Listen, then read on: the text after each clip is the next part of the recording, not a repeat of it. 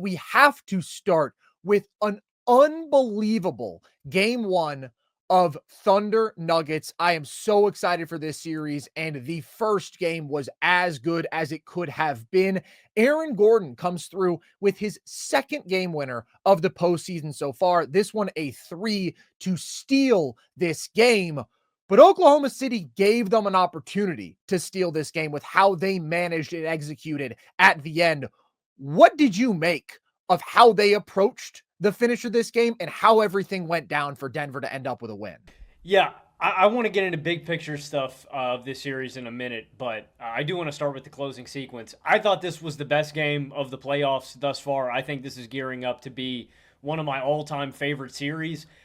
I kind of had that conclusion before this game ended like this. Like I thought we were in for a battle, but I couldn't believe the Nuggets stole it. The Nuggets looked like they had lost all hope to win this game when Gordon missed that transition corner three earlier. Like I felt like that was the one that they needed every shot, they needed every stop, because Hartenstein on the other end gets that short little baby floater. You get some Russ free throws, but Chet misses a three.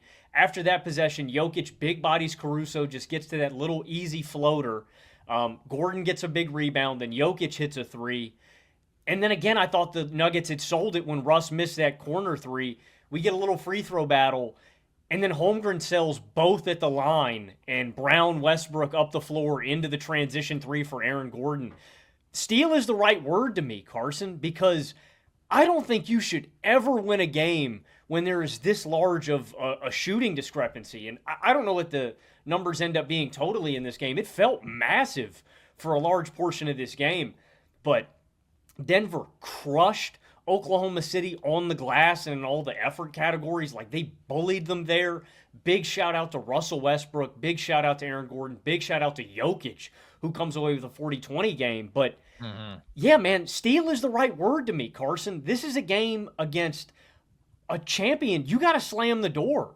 Like, and I leave this to this team, and I just trust the Thunder more to close out games better than this. This is one that you just let slip through your fingers, and it feels like a really, really big deal, man. You should never lose a game like this, in my opinion. But credit to the Nuggets, to Jokic, to Aaron Gordon, to Westbrook, man. What a game! I think this has been the best game of the playoffs, man. I was glued to my seat.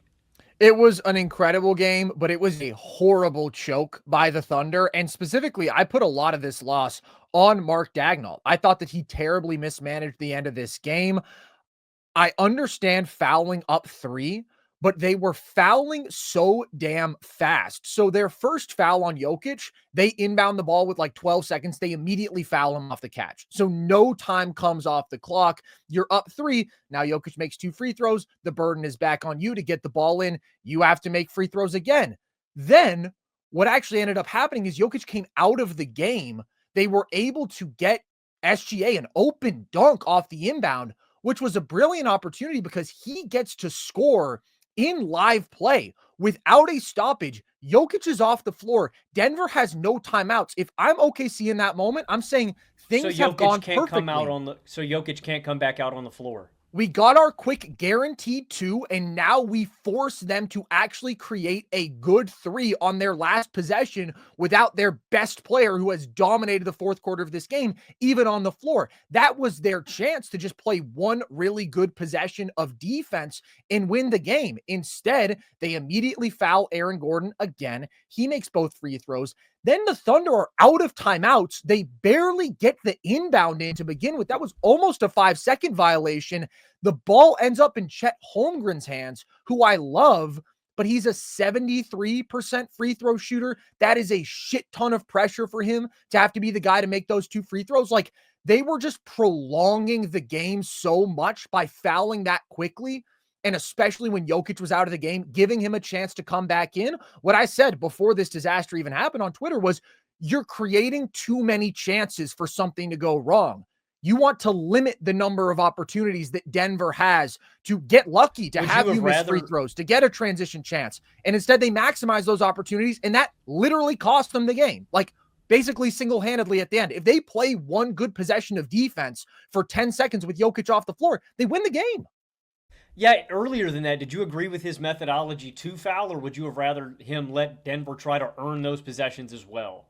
I'm okay with fouling up 3, but like I said, they just went too fast, and especially when Jokic is off the floor. And what's even crazier is they're inbounding the ball. They have to go 94 feet. Like, Aaron Gordon isn't going to go into his upward shooting motion from 80 feet away. Like, if anything, make them at least dribble into the front court, and then you foul and you've taken 4 or 5 seconds off the clock. Just way too many chances for something crazy like this to happen. Well, and that's exactly what did happen. I mean, we can't absolve Chet either. I mean, Chet misses the 3 earlier and he misses the free throws. Like, I think he has to equally wear this one too. Like, he it is absolutely a big moment, does. And he's a young player, but that can't happen. Not OUT. He absolutely does. No question about it. And I thought that both he and J-Dub did not play up to the level that they need to in this game. And still, if you just don't create so many possessions in the last 12 seconds of this game, OKC would have held on for a win. That being said, I thought this was a very impressive game from Denver, and I thought this was a very impressive game from Jokic, especially the fourth quarter. He was outstanding. 18 points in the fourth on 86% true shooting, leads such a massive comeback. And by the way, Aaron Gordon also obviously doesn't just hit the big shot, but was phenomenal in this game and has been phenomenal in the playoffs.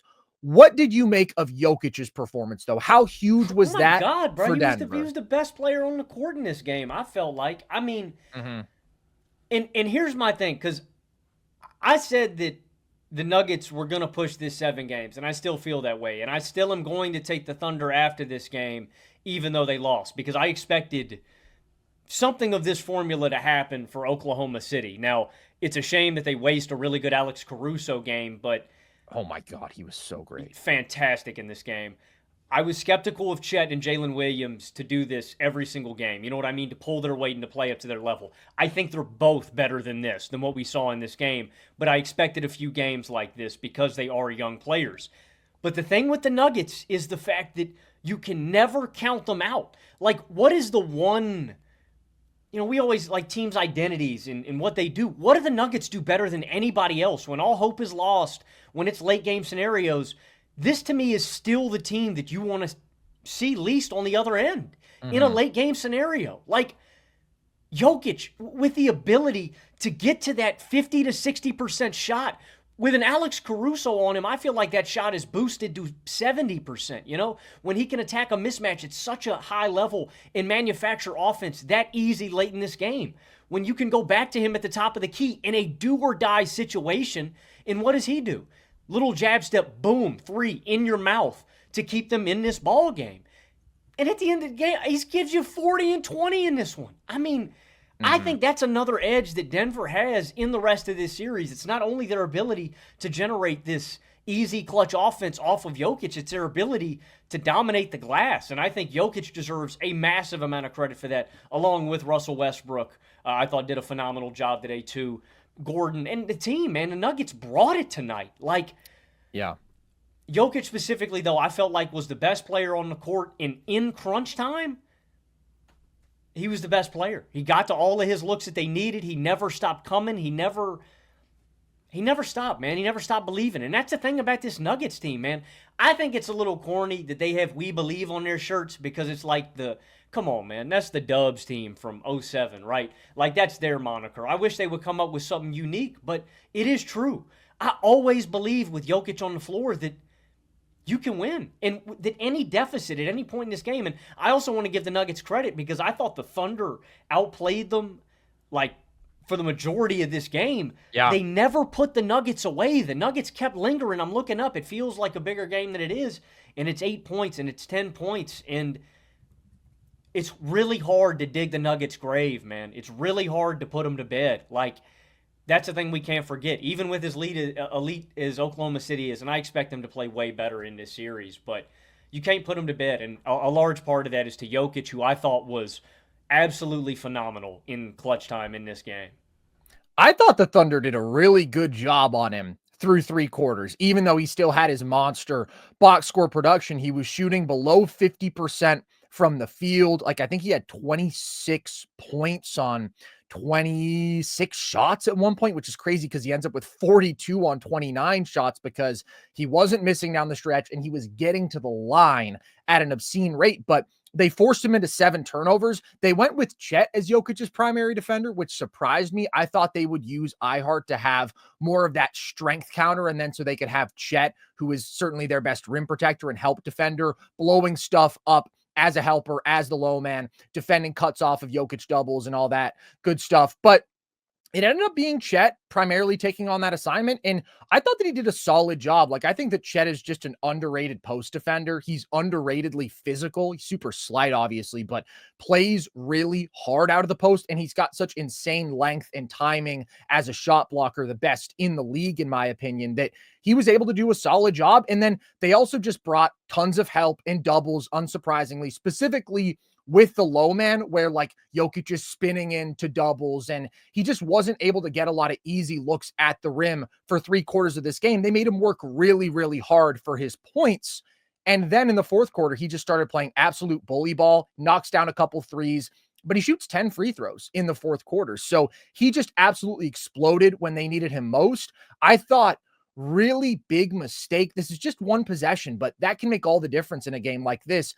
They let Caruso guard him on an island, and he just backed him down and got to a little 7-foot touch shot that is automatic for Jokic. Like, you have to be doubling in those spots, and you have to trust the speed of your defense to rotate and make anybody else beat you. Even letting Jokic get one gimme like that can be the difference in a game like this. And at the end of the day, he just turned it up and was clearly the best player on the floor in the fourth quarter. I do want to give so much credit to Aaron Gordon, though, because his ability to secure extra possessions was massive. 7 offensive rebounds in this game. He has been so good in these playoffs, Logan. He's averaging over 19 points per game on 61% true shooting. Has he been their second best player? I do think he's been their second best player, and he's certainly been their second most consistent. Maybe their most consistent, just in terms of playing up to his own level night after night. I don't know, man. I can't underrate how important it is having guys that, and I don't mean to disrespect Gordon's skill when I say this, because he's very skilled as well, but like that experience edge, man. Like Gordon him and Russ really get it, and it's really valuable having two. Like, I think it's taken Russ a long time to get here, but Gordon's, like, his positioning, and he doesn't seem to fear the moment, man. In these clutch situations, the wing three, it was in rhythm, and he didn't hesitate. And I love that, man, because that's the difference. It's like when the basketball gods gift you that shot, you don't try to find something else. You shoot it in rhythm. The clutch free throws in this game. The rebound. I mean, it's his second game winner, the first game winner that we saw from him, to be in that position. Like, he's so poised, he's so experienced, and he's a great basketball player, man. I just want Aaron Gordon on my team. And it is so symbolic that he wins this game for Denver by knocking down 2 free throws and then knocking down a transition 3. And by the way, he makes 3 triples in this game. Aaron Gordon has taken such a dramatic leap as a jump shooter this year. Literally went from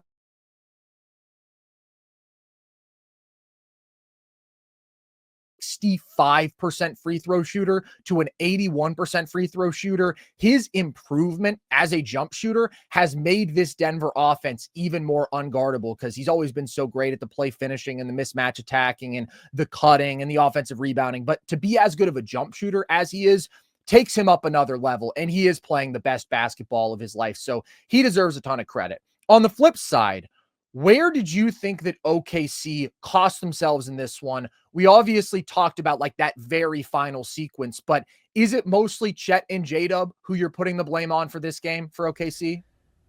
A little bit. Definitely rebounding. I think they have to do a better job on the glass and just limiting extra possessions. I mean, to be honest,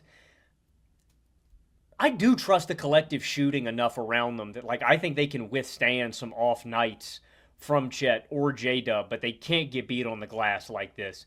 That was the biggest area that I was disappointed in Oklahoma City. And it's hard, but Denver's a really good rebounding team with their athleticism, and they got dogs, man. They got guys that just work. Like, I just kind of glossed over that, I think, when I was thinking about this series with Chet and Ihart. Like, I kind of penciled in Oklahoma City with that as a wash. I think it's advantage Denver. So that's the biggest area of concern for me.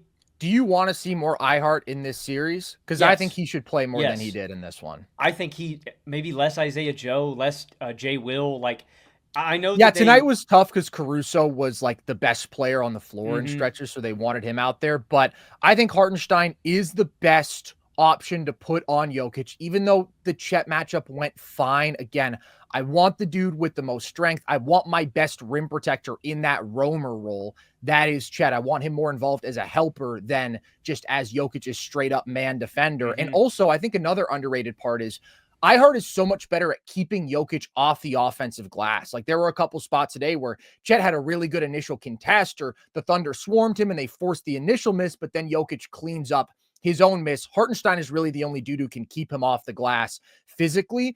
And then I also thought that Hartenstein was really good offensively in this one. I thought that his Mhm. push shot making was really big as a release valve. And obviously he's just their best rebounder overall. So they lost that battle convincingly. And it is an advantage for Denver, but I think the more you play Hartenstein, the more that you can limit how much of an It advantage just it is. it just makes sense, right? Like the Yeah. best player on the opposing team that you're playing, the best matchup, I still think is iHeart. Like Jokic is going to move Chet around at will, man. Like, and I think you saw that in this game, even when they were, like hand fighting at one point in this game, and Jokic gave him a shove. Like, I think that's traditionally overplayed because I think Chet can still be super impactful as a rim protector, but like he's going to get moved around. And you Yeah, it's obviously. really the length, and then you trust that you're going to send doubles. Like their best Mm-hmm. defensive Well, and performance of the year came with iHeart off the floor. Like the best game they played was their mm-hmm. season opener, and that was Chet on Jokic, and that was a shit ton of doubles. Like his length is really impactful, but I still would want to go more iHeart in this matchup, I think. I completely agree. And I think they can do a much better job. And early in this game, I mean, the first three quarters, I thought they did a much better job of that, of Yeah. being disruptive, of getting deflections. Like, it's really 7 about, turnovers yeah, Jokic had. it's really about finishing the job for OKC. The other areas, J Dub and Chet have to wear this. Chet for the end of game stuff, for being inconsistent. J Dub, I'm just disappointed. Like, I Yeah. need to see it. And this is why I was nervous about Oklahoma City. And I don't know to just chalk it up to inexperience, but these guys were way more reliable in the regular season and they got to get comfortable. Denver felt like they were dictating late, and SGA can't do all of this by himself. God bless Alex Caruso and what you get out of him. Like, you needed that with the Mhm. off nights from them. That's a simple key, is just those guys getting going. The other area, and I thought the Nuggets did a really good job of this early, but could even do a better job of this. That's capitalizing on defense. At Denver, I thought, and Oklahoma City had parts of this game where they were better at it, but just limiting fast break and transition opportunities. They mentioned it on the broadcast, but the Nuggets led the NBA in fast break points in the regular season. And I think a big key is just which team can capitalize more off of getting those stops and getting out on the break. They're both very good at it. Who's going to win the transition battle? I thought determined portions of this game. And who's going to implement the zone, man? I thought both of these defenses were most effective when they were in that zone look.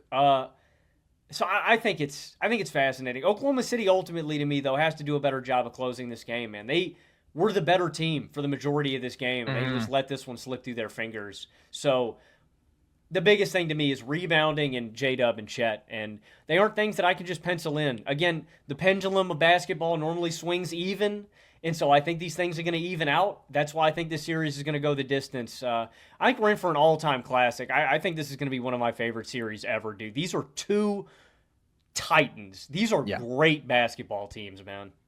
I'm so excited. These are my two favorite players going head to head. They're two of my favorite teams to watch. So I was very hyped on this series coming in, and game one certainly lived up to the hype. I do put most of this loss outside of Dagnall just blundering how he managed the late game on J-Dub and Chet. I thought that they both did some great things defensively, which is where they do consistently have such a high floor. Like Chet has 4 blocks and a steal in this one.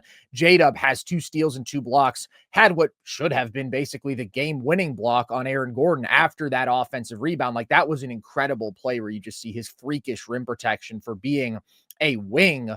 But I was really disappointed with J-Dub. Like Chet has to make more shots. He has to shoot better from beyond the arc when he gets those open looks. And realistically, like he misses a dunk in this one. I thought that he had a very clean look at a putback that he just kind of fumbled, and then he misses the free throw. So the shots were there for him to have a very efficient, clean, just sort of fit in, do your thing offensively, Chet kind of game. and he just missed a couple looks.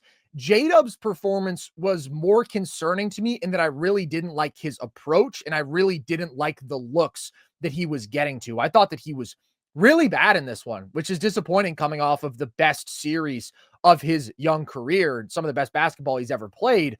He goes 5 for 20. He's 1 of 7 in the fourth quarter. I thought there were a number of out of control drives from him where he's forcing some really tough finishes, tough runners, and he's basically just smothered. He really does not play through contact very well at all. And I thought that you saw that on a number of his drives in this game. And then he's got to be able to knock down his catch and shoot threes, which he couldn't do. He's only 2 of 9. So when Denver is so consistently outright doubling SGA, like they were extremely aggressive after the first quarter of this game, making anybody else beat them, J-Dub is the guy who has to be able to step up and take those advantages and knock down the catch and shoot threes and get good looks as a driver. And instead, he was really bad. And other guys actually did do their jobs. Caruso shot the hell out of the ball. Lou Dort shot the ball pretty well. J-Dub was the one who really struggled and has to be way, way better, especially in the big moments, because I thought SGA was good in this game. It's not going to be like crazy sparkling efficiency, but it was still solid. And he gives you 33, 10, and 8. Obviously got out to a red hot start in the first quarter. And then they were very aggressive with their doubling. There were a couple pick and rolls where they just played drop against him. But for the most part, they were playing aggressively, bringing two up to the level and forcing him to be a playmaker. Still, though, I thought SGA was able to get his, like he maybe forced a couple shots against double teams, but he also made 1 or 2 in those spots. And he created a ton of shots for his teammates. It's not a bunch of like, wow, dazzling skip passes, but when there's 2 on you, like you just got to get the ball out of there because you have an advantage elsewhere and you just have to get that machine kick-started. I thought he did that. And for him to only have 1 turnover with the level of defensive pressure they were bringing, because I thought Christian Braun brought it in terms of his intensity and his physicality. And I thought that Jokic brought it when he was playing up at the level. Like they did not make life easy on Shai, bringing so many bodies at him. And I thought that he still did his job. And if the Thunder shoot a little better, if J-Dub is better, if Chet is better, I think that he definitely did enough for them to win this basketball game. So I do put it more on those second and third stars who I'm a big believer in both of them, but this was an unacceptable offensive performance from both of them.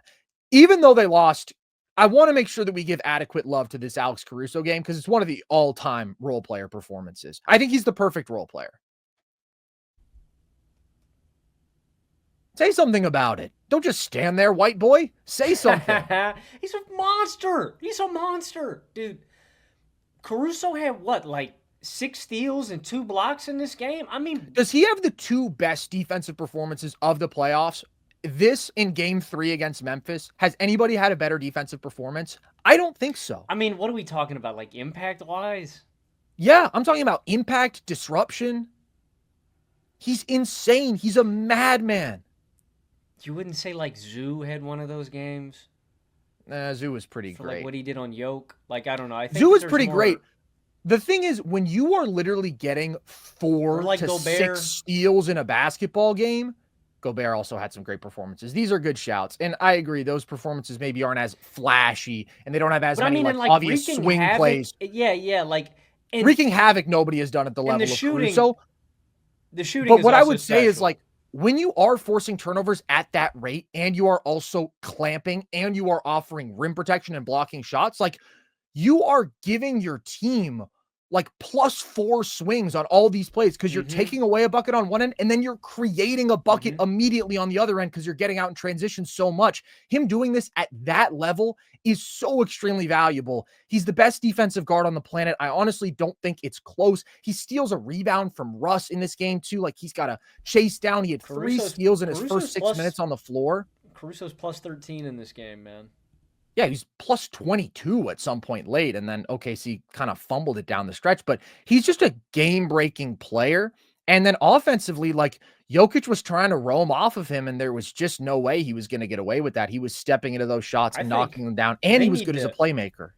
That is one area. Denver's defense cannot concede open looks to these guys. I thought Dort got way too many just like step into easy threes. I thought Caruso did. Like, Yeah, there were a few where like Jokic is just not closing out on dudes he has to close out on, because I think he's just thinking, okay, if I close out, I'm going to get blown by. But they definitely did let up some wide open threes. At the same time, I said this coming in, like, you can't defend everything like at pick once. your So you gotta with pick your them poison. being as aggressive on Shai as they are, shooters are going to get open looks. That's just the reality of this matchup. I'm not saying they can't do a better job on some individual possessions, but like just at a macro level, that is a reality I think they're going to have to choose to live with. But Yeah, but I said coming in, like, like I wanted to see a lot of Caruso in this series, I'm and I want to just continue to see a lot of Caruso because he was amazing. yeah, I just don't want to do it to anybody on this team. Like Dort was what, like a 40% shooter this year. Same thing with Caruso. I don't think had a great shooting year, but he's a great shooter. Like He's a solid OKC's shooter. hard. OKC's hard to defend. I think he's a really good one. I'm still really concerned. Are you like? Are you nervous about the Thunder in the rest of this series? Like, I think the defense is going to be really great and disruptive. I don't know about the rebounding. How do you feel? Like, what's your confidence index level? Like 1 to 10, 1, you're completely out on them. 10, you're, fully confident on Chet and J-Dub delivering in this series. To a level where OKC is still going to win? Yes. I'm at least an 8. Like, I think that they're the better basketball team. I think that they have a few really big advantages that you do see in this game. Like, Denver's clear advantage is on the glass with their overwhelming size, especially when iHeart isn't going to play a ton of minutes like he did in this one, and they're going with more of those, like, 4-guard lineups. But OKC's massive advantages, their ability to force turnovers, absolutely insane. It's unparalleled. They force 18 turnovers. They take care of the basketball really well. They only have 9. So that's massive. They're +9 in that margin. They're +14 in transition. They were so great in terms of their transition offense. And I thought their transition defense overall in this game was really, really good against a Denver team that is so good at pushing pace.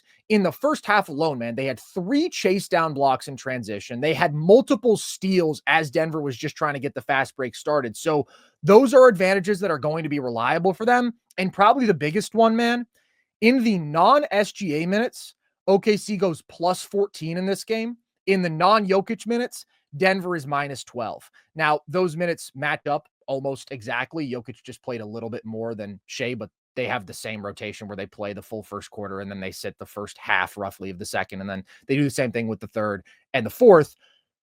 But they're just so much deeper, and they have been so consistently so much better in the non-Shai minutes than Denver has been without Jokic. Like, there could not be a bigger gap. OKC was a +9 net team with Shai off. Denver played like the worst team in the league with Jokic off. And they're not as bad when Murray is on and Jokic is off. Then they were just like a -2 net team this year. But it's still a big difference that I think OKC is going to have every game. And if J-Dub doesn't play an F game, Yeah. OKC still would have won this one. Like, I just think they have a lot more margin. I think some things had to go 100%. really Also, wrong for them. You mentioned the 3-point shooting. Like, yeah, that favored OKC, but not by very much and not by more than I would expect in an average game. Like, they shot 34%. Well, I Denver think shot something 31%. I think something did swing their way, and that's the fact that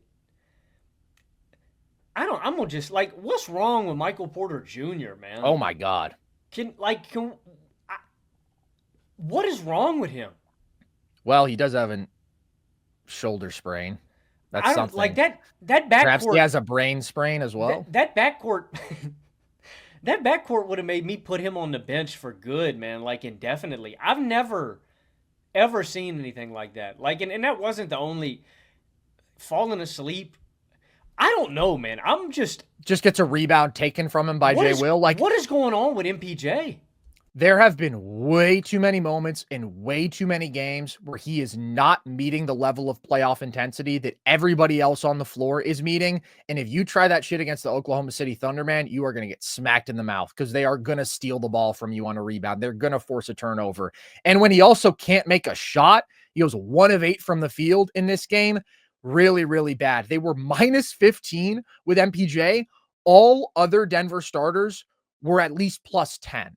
Like, that's crazy. And that's where, once again, Logan, we have to shout out Russell Westbrook for giving some really good minutes in this one. I thought he was good pushing pace. I thought that he was really good as a cutter. I thought he was able to use his strength advantage against some of these smaller guards to finish. I mean, he even has a turnaround where he uses his strength to create some space against Case and Wallace, makes 2 mid-range jumpers in this game. That's crazy.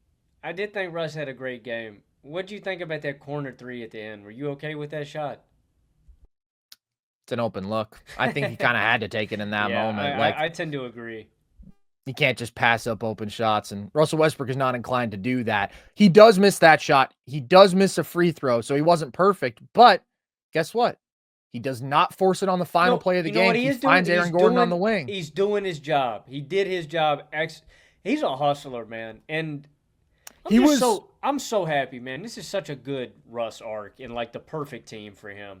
It's so awesome, dude, because like there was a stretch of the year when Aaron Gordon was out and Jamal was really struggling and Russ was balling that he was playing as their second best player. And then there were some rough moments towards the end of the regular season, but for him to come back and play at this level in almost every playoff game up to this point, he's been really good, and they've needed him because of MPJ's inconsistency.